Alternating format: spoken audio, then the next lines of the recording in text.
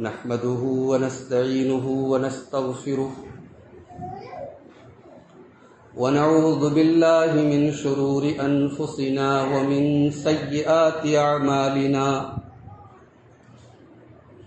من يهده الله فلا مضل له ومن يضلل فلا هادي له وأشهد أن لا إله إلا الله وحده لا شريك له وأشهد أن محمدا عبده ورسوله يا أيها الذين آمنوا اتقوا الله حق تقاته ولا تموتن إلا وأنتم مسلمون يا أيها الناس اتقوا ربكم الذي خلقكم من نفس واحدة وخلق منها زوجها وبث منهما رجالا كثيرا ونساء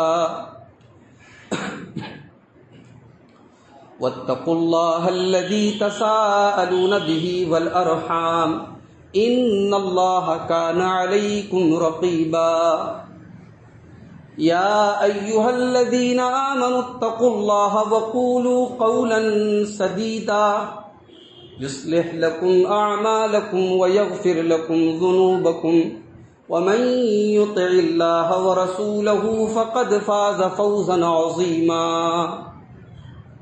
أما بعد فإن خير الحديث كتاب الله وخير الهدي هدي محمد صلى الله عليه وسلم وشر الأمور محدثاتها وكل محدثة بدعة وكل بدعة ضلالة وكل ضلالة في النار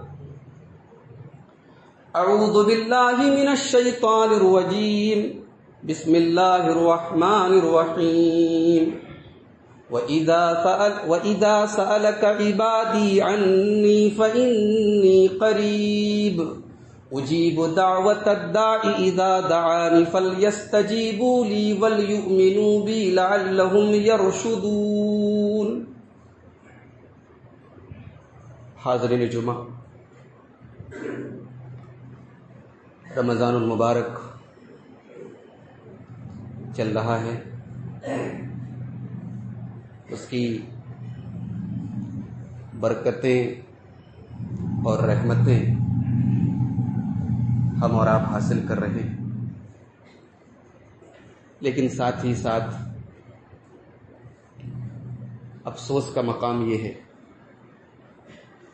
کہ یہ دوسرا رمضان لگاتار ایسا ہے جو ہم اور آپ کووڈ-19 کے سائے میں گزار رہے ہیں. روزانہ شاید ہی کوئی علاقہ، کوئی محلہ ایسا ہو جہاں دو چار میت نہ ہو رہی. فیس بک، سوشل میڈیا، واٹس ایپ وغیرہ پر اتنی موت کی خبریں آ رہی ہیں کہ انا للہ و انا الیہ راجعون پڑھتے پڑھتے ہم تھک چکے ہیں. اور یہ عام لوگوں ہی کا معاملہ نہیں، علماء اور دانشور اور قوم کے وہ لوگ جو قوم کے لیے سرمایہ کی حیثیت رکھتے ہیں، وہ لوگ بھی دن بدن جا رہے ہیں. یہ بڑا نازک وقت ہے ہم سب کے لیے. میں آپ سب سے یہی گزارش کروں گا کہ ان حالات میں ایک کام تو آپ یہ کریں کہ تھوڑا سا سوشل میڈیا سے دور رہیں، اس لیے کہ بیماری اور وائرس سے زیادہ خطرناک وائرس ہے جو ہمیں اور آپ کو اندر ہی اندر کھوکھلا کر رہا ہے، وہ ہے خوف اور ڈر اور دہشت کا وائرس. ذہن اور دماغ کو تھوڑا سا فری رکھیے. بھئی ہم مسلمان ہیں، ہمارا ایمان ہے، ہماری موت اپنے وقت پر آئے. ہم احتیاط کریں گے، بیمار ہوں گے ڈاکٹر کے پاس جائیں گے، علاج کریں گے، مگر ہمارا یہ بھی ایمان ہے کہ موت کا کوئی علاج نہیں. تو بلا وجہ کا ایک ڈر اور خوف اپنے دل پر، اپنے دماغ پر ہم مسلط نہ کریں. اپنے آپ کو تھوڑا پازیٹیو اور مثبت رکھیں. بہت سارے لوگوں کو ہم دیکھتے ہیں کہ وہ دن رات ان کا یہی مشغلہ ہوتا ہے کہ وہ موت کی خبریں اور اسی طریقے سے بیماری کی خبریں اور یہاں کی خبریں، وہاں اتنے کیس آ رہے ہیں، وہاں اتنے لوگ مر رہے ہیں، اس طریقے کی باتیں بہت زیادہ نشر مت کیجیے. لوگوں کو اور زیادہ خوف زدہ مت کیجیے. تو ایک کام تو آپ یہ کریں، اور دوسرا کام آپ یہ کریں کہ آپ احتیاط نہ چھوڑیں، آپ اس بیماری کو ہلکے میں نہ لیں۔ وہ لوگ جو میڈیکل سائنس کے ماہرین ہیں، جو ڈاکٹرز ہیں، ان کے ویڈیوز آ رہے ہیں، وہ رو کے عوام سے اپیل کر رہے ہیں کہ بھائی آپ احتیاط کریں۔ ابھی ایک ممبئی کی ایک ڈاکٹر کا ویڈیو آیا تھا 2 دن پہلے، اس نے روتے ہوئے آنسوؤں کے ساتھ اس نے اپیل کی ہے کہ بھائی اپنے گھر میں رہیں، آپ ماسک لگا کے نکلیں، بلا ضرورت گھر سے نہ نکلیں، گیدرنگ سے دور رہیں، پبلک پلیس سے دور رہیں۔ تو ان تمام باتوں کا ہم خیال رکھیں۔ اور تیسری چیز ہمیں اور آپ کو یہ کرنی چاہیے کہ ہمارا اور آپ کا ایمان ہے کہ ہر وبا، ہر وائرس، ہر مرض اللہ کی طرف سے ہوتا ہے اور اسے دور کرنے والا بھی اللہ ہی ہے۔ اس نے اگر ایوب علیہ السلام کی دعا کو قبول کر کے انہیں ایک طویل بیماری سے اگر شفا دی تو وہ اس وبا کو بھی دور کر سکتا ہے۔ تو اللہ سے کثرت سے دعا کریں۔ بہت سارے لوگ بیمار ہیں۔ کل ہمارے پاس ایک فون آیا، ہماری جماعت کے بڑے اصحاب خیر میں سے ہیں، حاجی حکمت علی صاحب سریا کے، بہت بیمار ہیں، حلق سے کوئی چیز اتر نہیں پا رہی ہے، بستر پہ پڑے ہوئے، ان کے حق میں دعا کریں، اللہ ان کے ساتھ آسانی کا معاملہ فرمائے۔ کئی اور لوگوں نے بھی اپیل کی ہے دعا کے لیے، اللہ تعالیٰ تمام بیماروں کو، تمام مریضوں کو شفا کاملہ عاجلہ عطا فرمائے، آمین۔ میں نے آپ کے سامنے خطبہ مسنونہ کے بعد قرآن حکیم کے دوسرے پارے کی ایک آیت پڑھی ہے، سورہ بقرہ کی آیت نمبر 186، آیت نمبر 186۔ یہ آیت کریمہ روزے کی آیتوں کے درمیان کی آیت ہے۔ آیت نمبر 183 میں یا ایھا الذین آمنوا کتب علیکم الصیام سے روزے کا ذکر شروع ہو رہا ہے، جو ختم ہو رہا ہے آیت نمبر 187 پر کہ ولا تباشروہن وانتم عاکفون فی المساجد، اعتکاف کی حالت میں اپنی بیویوں کے قریب مت جاؤ، بیویوں سے مباشرت مت کرو۔ یہ آیت نمبر 187۔ یہ روزے اور اعتکاف کے بیچ میں یہ آیت ہے، 186 نمبر کی آیت۔ لیکن عجیب بات یہ کہ اس میں روزے کا ذکر نہیں ہے، اس میں تراویح کا ذکر نہیں ہے، اس میں اعتکاف کا ذکر نہیں ہے، اس میں کسی اور چیز کا ذکر ہے۔ کیا ہے؟ آئیے اس آیت کریمہ کو دیکھتے ہیں، سورہ بقرہ آیت نمبر 186۔ وَإِذَا سَأَلَكَ عِبَادِي عَنِّي فَإِنِّي قَرِيبٌ، اے میرے نبی جب آپ سے میرے بندے میرے بارے میں پوچھیں تو آپ بتا دیں کہ میں قریب ہوں۔ یہ ترجمہ میں کر رہا ہوں، ورنہ آیت کا ایگزیکٹ ترجمہ یہ نہیں ہے۔ میں نے ترجمہ کیا کیا کہ اے نبی جب آپ سے میرے بندے میرے بارے میں پوچھیں تو آپ بتا دیں میں قریب ہوں۔ یہ میں نے جو ترجمہ کیا کہ آپ بتا دیں، یہ میں نے ترجمہ اپنی طرف سے کیا آپ کو سمجھانے کے لیے۔ قرآن کے الفاظ میں آپ بتا دیں کا ترجمہ نہیں ہے۔ پھر سے غور کیجیے، وَإِذَا سَأَلَكَ، اے نبی جب آپ سے پوچھیں عبادی میرے بندے، انی میرے بارے میں، تو اب آگے کا جملہ کیا ہونا چاہیے کہ اے نبی آپ بتا دیں میں قریب ہوں۔ لیکن اللہ تعالیٰ نے سوال اپنے نبی کے ذریعے کروایا، جواب خود دیا۔ اللہ نے کہا فَإِنِّي قریب، میں قریب ہوں۔ اللہ تعالیٰ نے یہاں یہ لفظ بھی استعمال نہیں کیا کہ اے نبی آپ بتا دیں کہ میں قریب ہوں۔ اللہ نے جواب کی ذمہ داری خود لی کہ میں قریب ہوں۔ اجیب دعوت الداعی اذا دعان، میں دعا کرنے والے کی، پکارنے والے کی پکار کو سنتا ہوں جب بھی وہ مجھے پکارتا ہے۔ شرط یہ ہے فَلْيُؤْمِنُوا بِي فَلْيَسْتَجِيبُوا لِي وَلْيُؤْمِنُوا بِي، کہ مانگو تو مجھ سے مانگو اور میرے اوپر ایمان رکھو۔ صرف مجھ سے دعا کرو اور میرے اوپر بھروسہ رکھو، ایمان رکھو، میں ضرور تمہاری دعا قبول کروں۔ یہاں غور کرنے کی بات یہ ہے کہ اللہ تعالیٰ نے روزے کی آیتوں کے درمیان دعا کا ذکر کیوں کیا؟ علامہ ابن کثیر رحمۃ اللہ علیہ تفسیر ابن کثیر میں لکھتے ہیں کہ یہ آیت اللہ تعالیٰ نے روزے کے درمیان لا کر کے یہ سبق دیا ہے کہ روزے میں دعا قبول ہوتی ہے۔ بھئی بندہ روزے سے ہے، اور روزہ ایک ایسی عبادت ہے کہ اللہ تعالیٰ نے لاکھوں عبادتوں کے بیچ میں روزے کو اپنی عبادت کہا ہے۔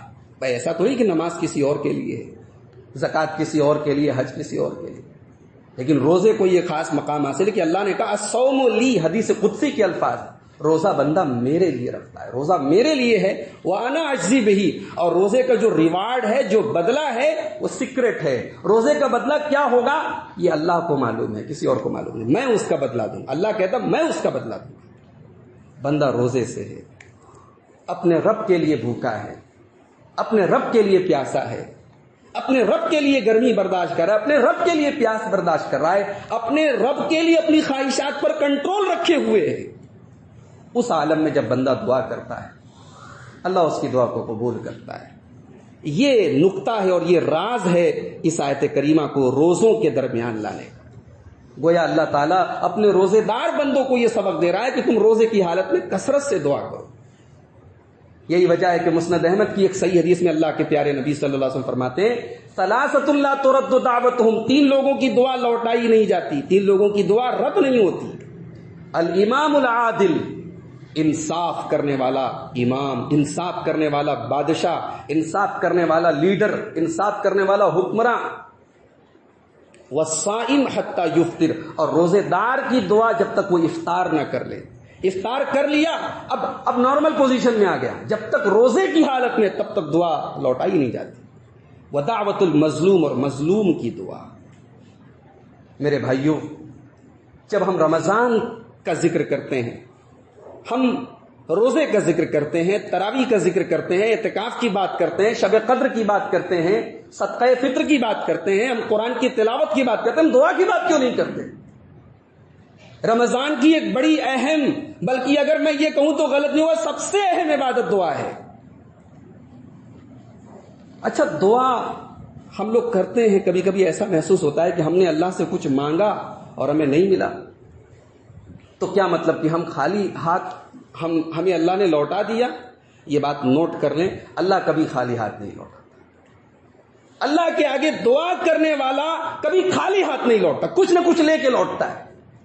اللہ کی بارگاہ میں اٹھنے والا ہاتھ کبھی بیکار نہیں جاتا۔ ایک حدیث دیکھیں ذرا آپ، مسند احمد کی حدیث ہے، حضرت عبادہ ابن صامت رضی اللہ تعالیٰ عنہ حدیث کے راوی ہیں۔ اللہ کے پیارے نبی فرماتے ہیں ما من مسلم یدعو علی الارض، روئے زمین پر اللہ کا کوئی مسلمان بندہ جہاں بھی دعا کرتا، اللہ اکبر، کروڑوں مسلمان ہیں، کروڑوں موحدین ہیں، کروڑوں اہل ایمان ہیں، اور جو جہاں سے دعا کر رہا ہے اللہ سب کی دعا سنتا ہے۔ اس کا علم دیکھو، اس کی قدرت دیکھو۔ ما من مسلم یدعو علی الارض، پورے روئے زمین پر جہاں بھی کوئی مسلمان دعا کرتا ہے، یدعو بدعوت، جو بھی دعا کرتا ہے، الا آتاہ اللہ ایہا، اللہ تعالیٰ ضرور اس کو جو وہ مانگتا ہے وہ دے دیتا ہے۔ یہ پہلا آپشن ہے، ہم نے جو مانگا وہ مل گیا۔ او صرف عنہ مثلہا، یا اللہ تعالیٰ سے ہم نے جو مانگا وہ تو نہیں ملا، اللہ تعالیٰ نے اس کے بدلے کوئی مصیبت ہماری دور کر دی، کوئی تکلیف دور کر دی، کوئی بیماری دور کر دی، کوئی کاروبار میں ہونے والا نقصان دور کر دیا، کوئی ایکسیڈنٹ سے بچا لیا، کسی تکلیف سے بچا لیا۔ یہ دوسرا کام ہوتا ہے۔ اور اس حدیث میں تو صرف دو چیزوں کا ذکر ہے، اور الادب المفرد میں امام بخاری یہی حدیث لائے، وہاں ایک تیسری چیز بھی ہے، او یدخرھا لہ فی الاخرہ، دنیا میں کچھ نہیں ملا تو کم سے کم آخرت میں ہمارے نامہ اعمال میں ایک نیکی لکھ دی جاتی ہے، ذخیرہ کر دیا جاتا ہے، اسٹور کر دیا جاتا ہے، بندے نے میرے آگے ہاتھ پھیلایا تھا، اس کو ایک نیکی دے دو۔ ہمارے نامہ اعمال میں نیکی کے طور پر وہ ہمارا ہاتھ اٹھانا اور اللہ کی بارگاہ میں دعا کرنا لکھ دیا جاتا ہے۔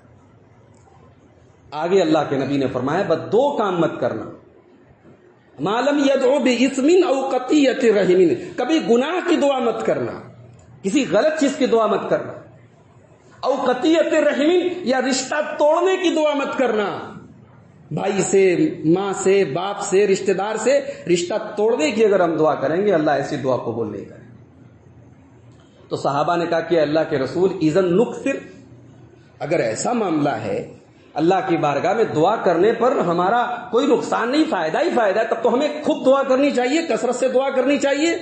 تو اللہ کے نبی نے فرمایا اللہ اکثر، تم جتنا بھی زیادہ دعا کر لو اللہ اس سے بھی زیادہ دینے والا ہے۔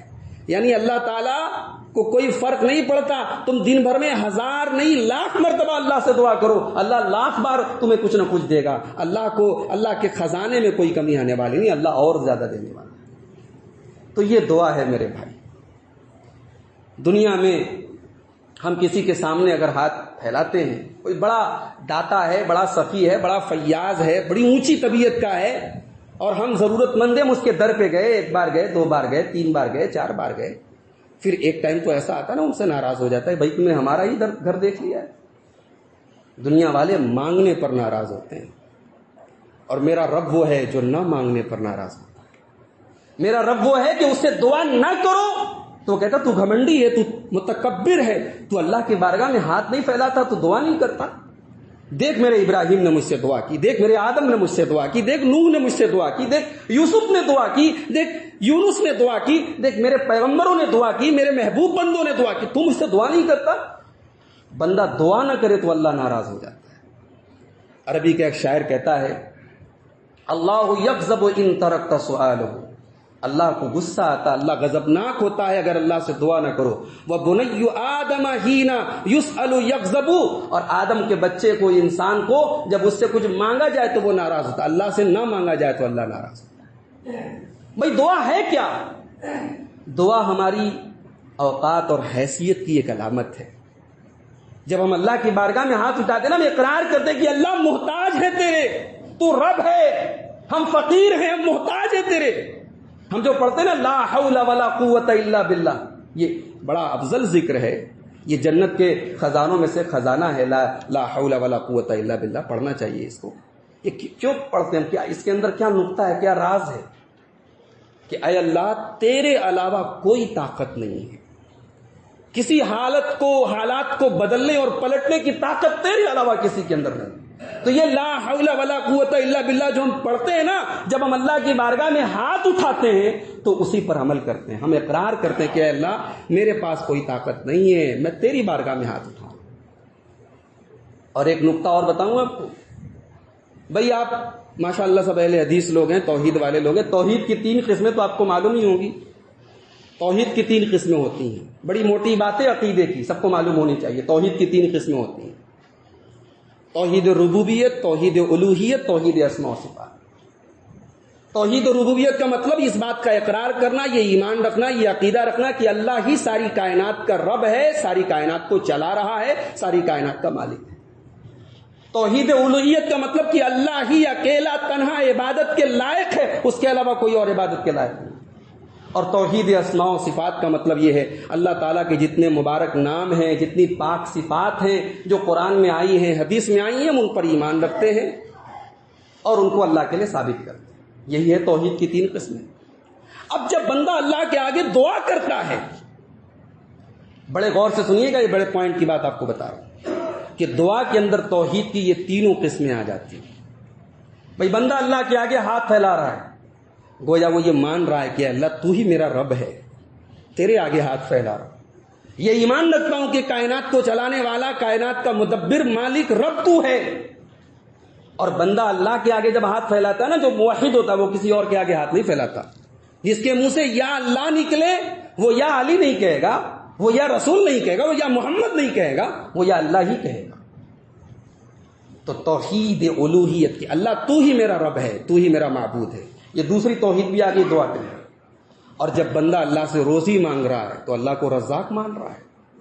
جب بندہ اللہ سے مصیبتوں کو دور کرنے کی دعا مانگ رہا ہے, بیماری سے شفا مانگ رہا ہے, تو مطلب اللہ کو شافی مان رہا ہے, اللہ کو مصیبتیں دور کرنے والا کاشف مان رہا ہے.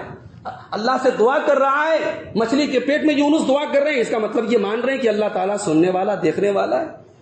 تو اللہ کی اسماء و صفات کی جو توحید ہے وہ بھی اس دعا کے اندر. تو توحید اس کے اندر, دعا کے اندر توحید کی 3 قسمیں آ گئی. اور ایک بات آپ کو اور بتاؤں, اللہ تعالیٰ کو دعا سے زیادہ محبوب کوئی چیز نہیں. اللہ تعالیٰ کے آگے بندہ دعا کرتا ہے, اللہ کو اس سے زیادہ پسند کوئی چیز نہیں. اللہ کے پیارے نبی فرماتے ہیں, الادب المفرد کی صحیح روایت ہے, لیس شیء اکرم علی اللہ عز وجل من الدعاء. اللہ تعالیٰ کو دعا سے زیادہ محبوب کوئی چیز نہیں. آج حالات پوری دنیا میں کیا ہے, انسان آج اتنی ٹیکنالوجی کے باوجود تڑپ رہا ہے. کروڑ پتی لوگ مر رہے ہیں, ارب پتی لوگ مر رہے ہیں, بڑے بڑے حکمرانوں کو آج کورونا ہو رہا ہے. دنیا کی بڑی بڑی طاقتیں آج اس بیماری اور وائرس کے آگے اپنی ہتھیار انہوں نے ڈال دیے, مجبور ہو گئی. ان حالات میں ہم اور آپ اللہ کے آگے اگر دعا کرتے ہیں تو ہم عاجز نہیں ہیں میرے بھائی. یہ بات یاد رکھو کہ عاجز وہ ہے جو دعا نہ کرے, بے سہارا وہ ہے جو دعا نہ کرے, لاچار وہ ہے جو دعا نہ کرے. جو دعا کرے وہ لاچار نہیں ہے, دعا کرنے والا کبھی لاچار نہیں.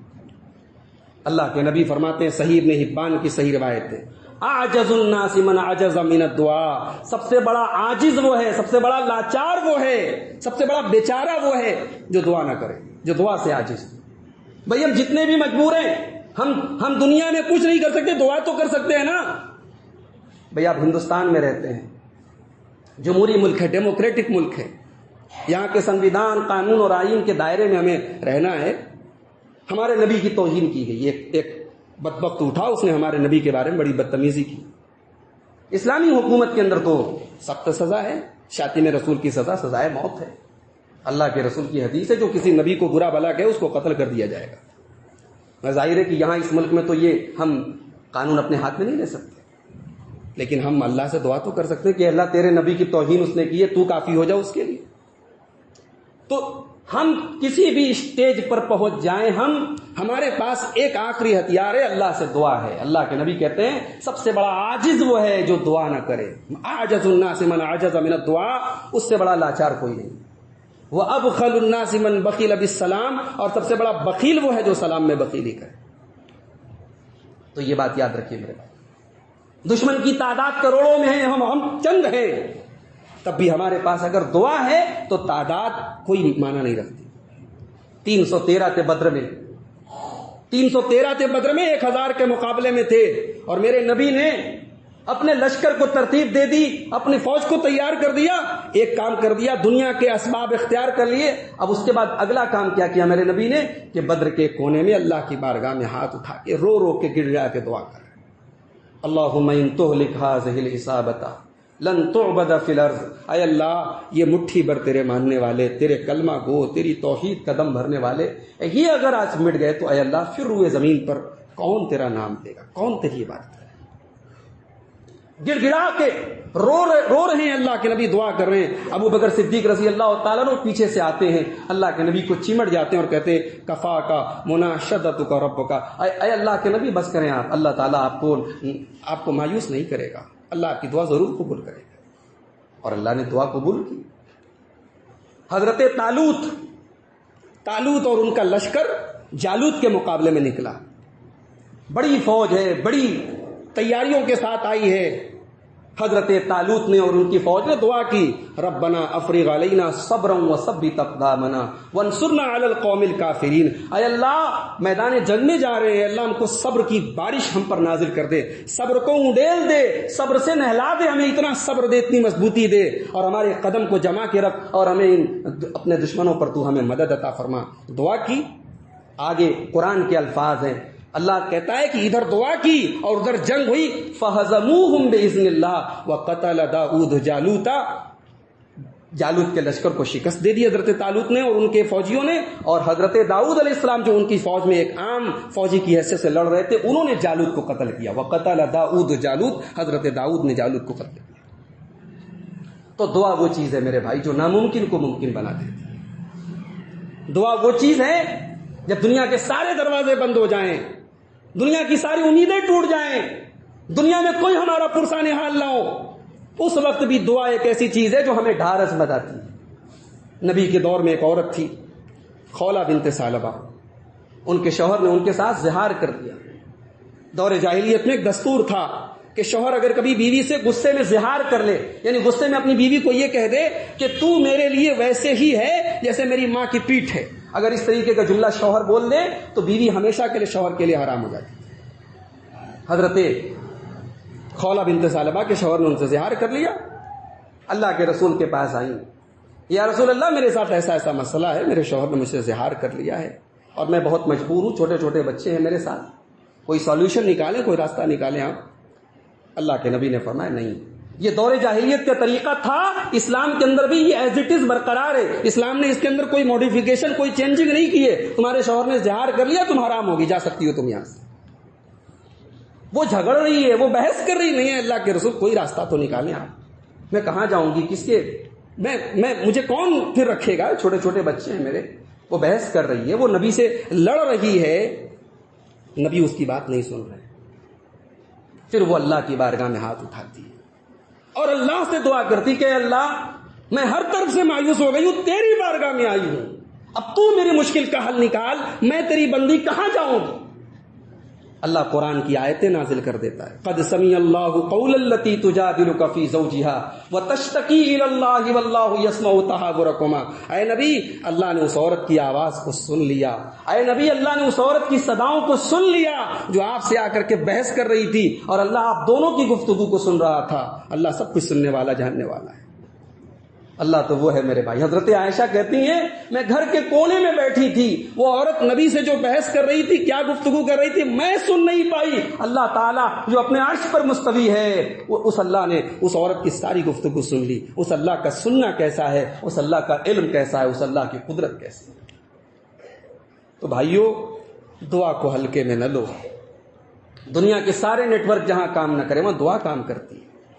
حضرت یونس علیہ السلام مچھلی کے پیٹ میں, ظاہر ہے کہ مچھلی کے پیٹ میں, سمندر کے اندھیرے میں, رات کے اندھیرے میں, مچھلی کے پیٹ میں, دنیا کا کوئی نیٹ ورک, دنیا کا کوئی کوریج وہاں کام نہیں کرے گا, مگر وہاں ایک نیٹ ورک کام کرتا ہے, اور وہ ہے رب العالمین کا نیٹ ورک, وہ ہے مالک الملک کا نیٹ ورک, وہ رب العالمین کی قدرت وہاں کام کرتی ہے. فنادا فی الظلمات ان لا الہ الا انت سبحانک انی کنت من الظالمین. ان تین اندھیروں میں, مچھلی کے پیٹ کے اندھیرے میں, سمندر کے اندھیرے میں, اور اس رات کے اندھیرے میں یونس نے اللہ کو پکارا اور اللہ نے ان کی دعا کو قبول کیا. تو جاتے جاتے آخری گفتگو کر کے بات ختم کرتا ہوں. دعا کی شرطیں کیا ہیں, دعا کی شرطیں کیا ہیں, دعا کے آداب کیا ہیں, جلدی جلدی بات ختم کر لیں. یاد رکھیں کہ دعا کے اندر 7 چیزیں, موٹی موٹی جان لیں کہ 7 چیزیں کنڈیشن ہے دعا کے اندر, ضروری ہے. ان کے بغیر دعا ہماری قبول نہیں ہو سکتی. سب سے پہلی چیز, دعا جب بھی آپ کریں اللہ سے کریں, توحید کے بغیر دعا نہیں قبول ہوگی. یہ آپ یقین رکھیں, عقیدہ رکھیں, ایمان رکھیں کہ ہمیں اللہ ہی سے دعا کرنا ہے, اور ساتھ میں یہ عقیدہ بھی رکھنا ہے کہ اللہ کے علاوہ کوئی نہیں سن سکتا, اللہ کے علاوہ کوئی مشکل کشا نہیں, اللہ کے علاوہ کوئی اولاد دینے والا نہیں, اللہ کے علاوہ کوئی شفا دینے والا. یہ عقیدہ رکھ کے آپ اللہ سے دعا کریں. دوسری چیز, جلدی نہ کریں, جلدی نہ کریں. آپ دعا کر رہے ہیں, آپ کو اگر دعا قبول نہیں ہو رہی, کوئی حکمت ہوگی, کوئی مصلحت ہوگی. ہو سکتا ہے اللہ تعالیٰ وہ چیز آپ کو ابھی نہ دینا چاہ رہا ہو جو آپ مانگ رہے ہیں, ہو سکتا ہے ابھی دے دے تو آپ کے حق میں وہ چیز بری ثابت ہو جائے. بعض سلف کے بارے میں منقول ہے, انہوں نے اللہ سے دعا کی کہ اللہ میں تیری راہ میں جہاد میں جانا چاہتا ہوں, غزوے میں جانا چاہتا ہوں, میں جنگ میں جانا چاہتا ہوں. تو اللہ تعالیٰ کی طرف سے ان کے دماغ میں یہ بات ڈالی گئی, دعا قبول نہیں ہوئی, تو اللہ تعالیٰ کی طرف سے ان کو یہ دماغ میں بات ڈالی گئی کہ یہ جنگ میں نہ جانا ابھی فی الحال تمہارے حق میں بہتر ہے, اس لیے کہ جنگ میں تم گئے تو تم قیدی ہو جاؤ گے, اور جب قیدی ہو جاؤ گے اور قید میں تم کو ٹارچر کیا جائے گا, تم اسلام چھوڑ کے نصرانی اور عیسائی بن جاؤ گے. تو بھئی اللہ تعالیٰ کا سلیکشن ہمارے سلیکشن سے تو بہتر ہے نا. اللہ تعالیٰ جو ہمیں دے رہا ہے, جو اس کا انتخاب ہے, جو اس کی چوائس ہے, وہ ہماری چوائس سے تو بہرحال بہتر ہو. تو دعا میں جلدی نہ کریں میرے بھائی. اور تیسری شرط یہ ہے کہ شر کی دعا نہ کریں, کوئی غلط چیز کی دعا نہ کریں, کسی حرام کام کی دعا نہ کریں. اور چوتھی چیز یہ ہے کہ جب بھی ہم دعا کریں حضور قلب کے ساتھ دعا کریں, حضور قلب کے ساتھ دعا کریں, دل حاضر ہو. ایسا نہ ہو کہ ہم دعا کر رہے ہیں اور دماغ ہمارا کہیں اور ہے. اور پانچویں چیز یہ ہے کہ اللہ تعالیٰ کے ساتھ حسن ظن رکھیں, اللہ تعالیٰ کے ساتھ اچھا گمان رکھیں, اللہ سے بہتر گمان رکھیں, اس امید کے ساتھ دعا کریں اللہ سے دعا کر رہے ہیں, اللہ ضرور دعا قبول کرے گا. اور چھٹی چیز یہ ہے کہ کمائی کو اپنی حلال کریں, حرام کمائی والے کی دعا اللہ قبول نہیں کرے گا. اللہ کے رسول کی حدیث ہے, صحیح مسلم کی حدیث ہے, بڑا طویل سفر کر کے اللہ کا بندہ آتا ہے, اللہ کی بارگاہ میں ہاتھ اٹھاتا ہے, اللہ اس کی دعا کو قبول نہیں کرتا. اسی لیے اللہ کے نبی نے حدیث میں فرمایا اطب مطعمک, اپنی کمائی کو, جو تم کھانا کھا رہے ہو اس کھانے کو حلال کرو, تو جب دعوت تک تمہاری دعا قبول ہو جائے. اور ساتویں چیز یہ ہے میرے بھائیوں کہ ہم جب دعا کریں تو ہم یہ یقین رکھیں کہ اللہ تعالی ہماری دعا قبول کرے گا. شک نہ ہو, تردد نہ ہو, تذبذب نہ ہو, ڈاؤٹ نہ ہو, کنفیوژن نہ ہو, یقین ہو کہ اللہ ہماری دعا ضرور کرے گا. دعا کے کچھ آداب بھی ہیں. جب دعا کریں پہلے اللہ کی تعریف کریں, اور تعریف کرنے کے لیے سورہ فاتحہ سب سے بیسٹ ہے. دعا کے شروع میں سورہ فاتحہ پڑھ لیں, پھر نبی پر درود پڑھ لیں. اللہ کے رسول کی حدیث ہے دعا میں نبی پر درود پڑھنے سے دعا کی قبولیت کے امکانات بڑھ جاتے ہیں. اللہ کی تعریف کریں, نبی پر درود پڑھیں, اس کے بعد جو مانگنا ہے مانگے, جو دعا کرنا ہے دعا کریں. اور دعا میں 3 بار چیزیں مانگیں, یہ بھی نبی کا طریقہ تھا, ایک سوال آپ 3 بار کرتے تھے. قبلہ رخ ہو کر کے دعا کریں, بہتر ہے دعا کے آداب میں سے. ہاتھ اٹھا کے دعا کریں. دعا کی قبولیت کے اوقات تلاش کریں کہ کن اوقات میں دعا قبول ہے. جیسے جمعہ کا دن ہے، جمعہ کے دن کوئی قبولیت کی گھڑی ہے، اس کی وضاحت نہیں کی گئی حدیثوں کے اندر، لیکن کوئی ہے قبولیت کی گھڑی، اس میں دعا ضرور قبول ہوتی ہے. جمعہ کے دن خوب دعا کریں، ہو سکتا ہے قبولیت کی گھڑی ہمیں مل جائے. آج کل رمضان کا مہینہ ہے، سحری میں ہم اٹھ ہی جاتے ہیں آدھا گھنٹہ پہلے، 15 منٹ پہلے. وہ ٹائم بڑا قیمتی ہوتا ہے.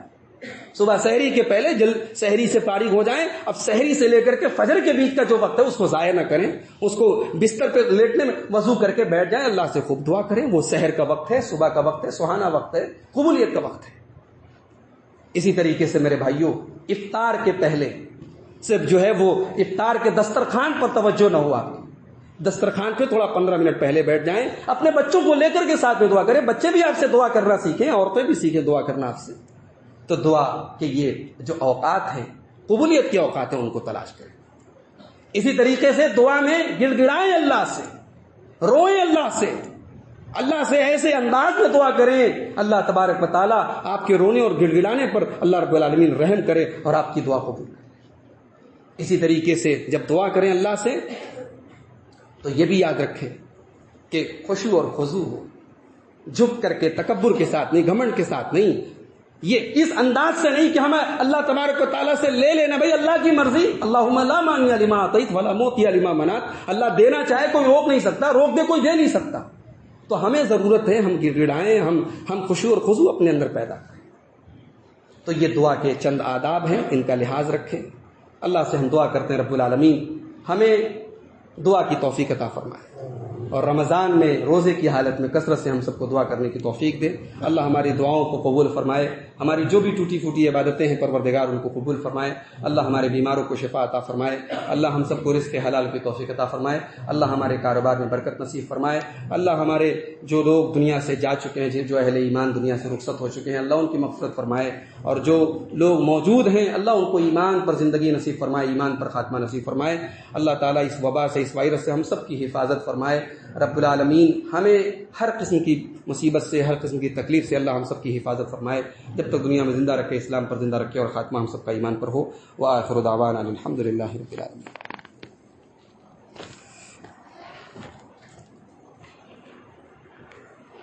الحمد للہ کفا وسلام علی عبادہ الذین اصطفى. اما بعد، اعوذ باللہ من الشیطان الرجیم. بسم اللہ الرحمن الرحیم. ان اللہ وملائکتہ یصلون علی النبی یا ایھا الذین آمنوا صلوا علیہ وسلموا تسلیما. اللهم صل على محمد وعلى آل محمد كما صليت على إبراهيم وعلى آل إبراهيم إنك حميد مجيد. اللهم بارك على محمد وعلى آل محمد كما باركت على إبراهيم وعلى آل إبراهيم إنك حميد مجيد. اللهم أعز الإسلام والمسلمين وأذل الشرك والمشركين ودمر أعداء الدين برحمتك يا أرحم الراحمين. إن الله يأمر بالعدل والإحسان وإيتاء ذي القربى وينهى عن الفحشاء والمنكر والبغي يعظكم لعلكم تذكرون.